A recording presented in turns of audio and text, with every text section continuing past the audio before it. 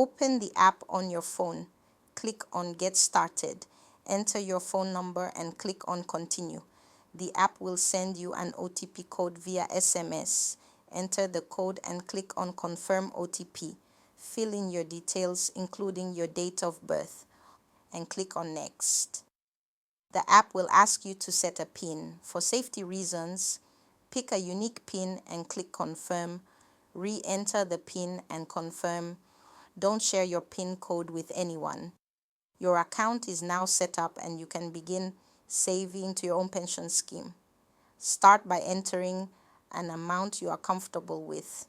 It can be as low as 1 cedi. Then pick the mode of payment that suits you. For example, Vodafone mobile money account. Type in your mobile number. Then click on frequency. You can now choose how often you want to make the payment to your pension account. Click on Confirm. Check the details and click on Pay Now. The money will be automatically transferred from your bank or mobile money account to your pension account depending on the frequency you chose. Ensure you have sufficient funds in your account for the transfers to take place.